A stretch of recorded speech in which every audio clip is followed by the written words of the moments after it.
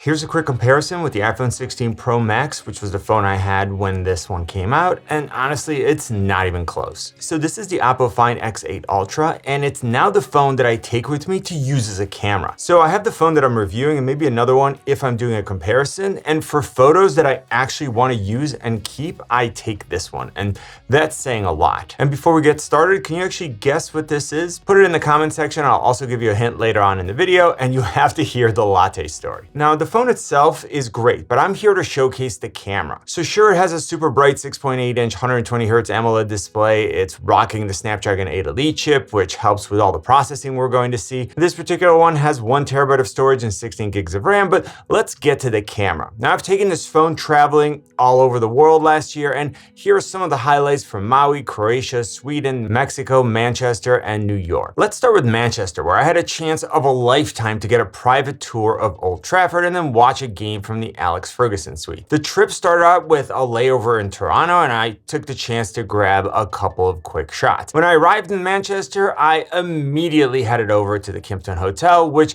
was absolutely beautiful, both inside and out.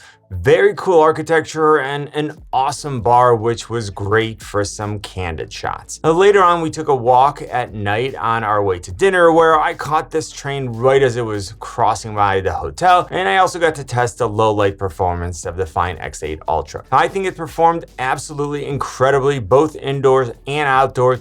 I love the color, the 1-inch main sensor is amazing, and I can't believe that some of these photos were actually taken on a phone. By the way, here's a quick shot of dinner, which was so good. In the morning, we visited Old Trafford, which was truly magical. Man U has been my favorite team since I was a kid, and getting a chance to explore the stadium is something that I'll never forget, and I will forever be grateful to Snapdragon for. We had a beautiful day, and it's hard to express what walking out of the tunnel felt like. I'm smiling now just thinking about it. I absolutely love how bright and punchy the outdoor photos were, and the photos of the museum in super low light also came out looking great. We weren't allowed on the field that day, but I did get a chance to kick a penalty kick during the game the following day, and that was absolutely insane. I did consider signing with the team, but I had to work on some videos for you guys. And now finally, for those of you who are curious, here are a couple of shots of the Man U training facility. Again, they tried to sign me, but I was under contract. I also visited Croatia last year, which was absolutely beautiful. Here's a quick shot from my hotel room in Dubrovnik, and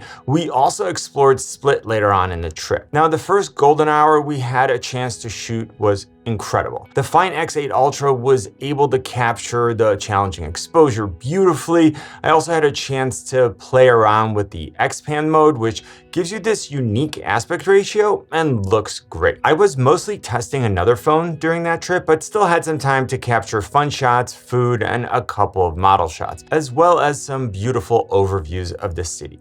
I really didn't know what to expect from Croatia, but it's now one of my favorite destinations in the world. I highly recommend going if you have a chance. Now, I have to tell you the latte story. So every morning in Dubrovnik, I would get an oat milk latte with my breakfast. And one of the mornings we were there, the server kind of looked at me weird when I ordered, and she said, "Yeah?" And I said, "Yes, please." So she goes and gets my iced latte and brings it, and I can immediately tell that something just doesn't look right, but I used to be a server for years. I don't complain at restaurants. You know, you get what you get, and just be happy. So I go ahead and take a sip, and now I know something's gone terribly wrong. I still don't know what it is, and as my mind is trying to process the flavor that's going on in my mouth, I realized that she thought I said an iced latte with goat milk, which is not the same as oat milk, and not what I really want in my latte. I like goat cheese, but anyways.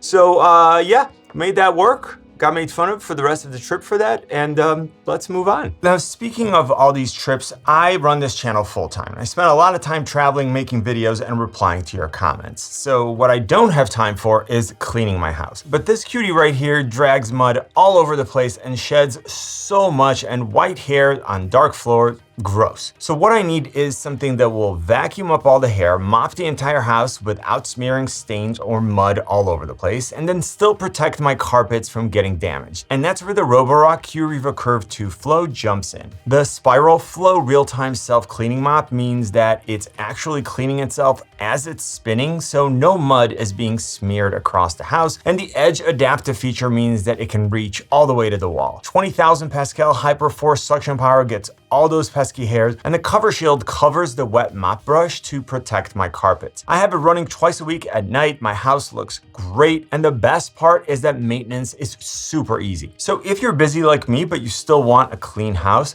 click the link in the description to learn more about the Roborock Q-Revo Curve 2 Flow, and thank you to Roborock for sponsoring this portion of the video. From Croatia, I went to Sweden, and I used my time in the airport to explore some unique perspectives and textures. I arrived at the hotel in Gothenburg pretty tired, but I couldn't pass up taking photos of a cute dog. Sorry, that's one of my weaknesses. Now, this was my first time in Sweden, so I decided to explore the city. There was so much to capture, and I decided to also try to capture, again, more unique patterns and textures. And for some reason, I love taking photos of bicycles. I don't know why.